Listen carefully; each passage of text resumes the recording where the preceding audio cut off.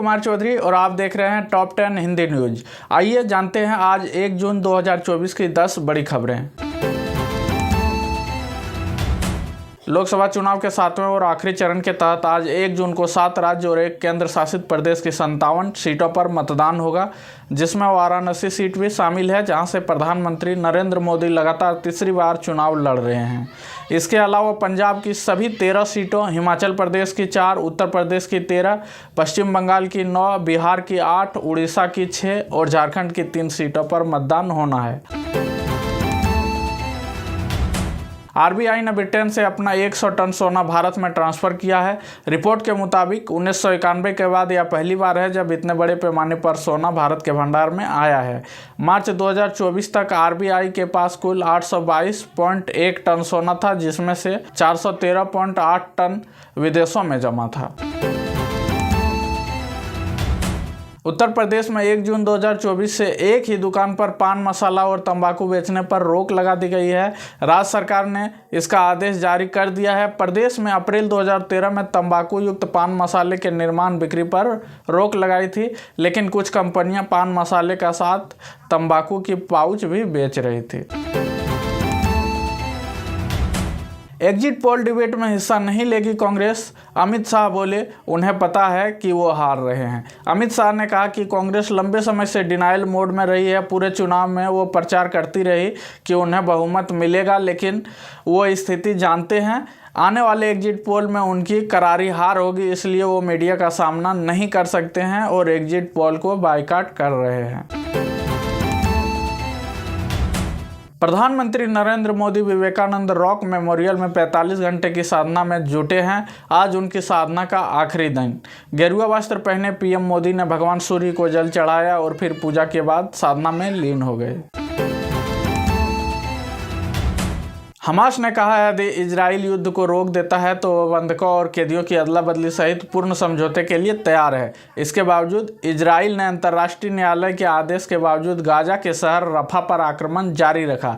Israel का कहना है कि उसका रफा आक्रमण बंधकों को बचाने और हमास लड़ाकों को जड़ से उखाड़ने पर केंद्रित है।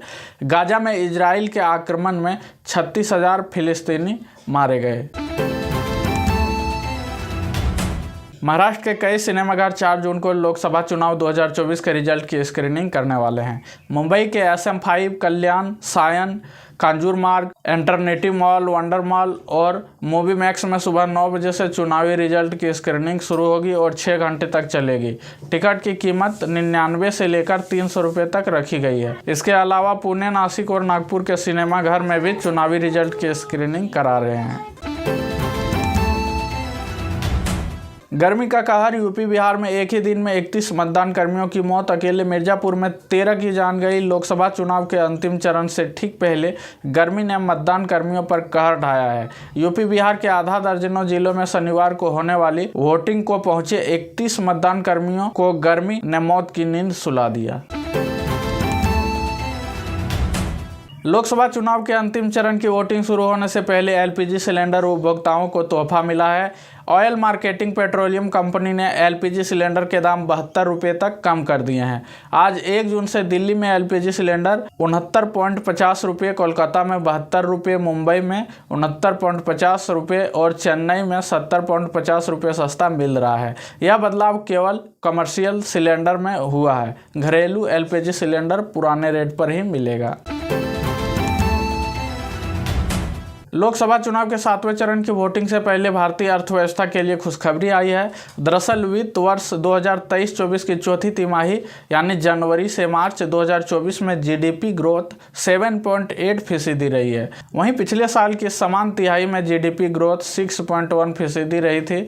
इसके अलावा वित्त वर्ष 2023-24 में GDP ग्रोथ 8.2% रही है। GDP के डेटा अनुमानों से कहीं बेहतर रहे हैं। दोस्तों, अगर आपने अभी तक टॉप 10 हिंदी न्यूज चैनल को सब्सक्राइब नहीं किया है तो चैनल को सब्सक्राइब करके बेल बटन अवश्य दबा लें, ताकि आप हर एक दिन की 10 बड़ी खबरें मात्र 5 मिनट में जान पाएं। जल्दी मिलते हैं नई बुलेटिन में। वीडियो को पूरी देखने के लिए बहुत बहुत धन्यवाद।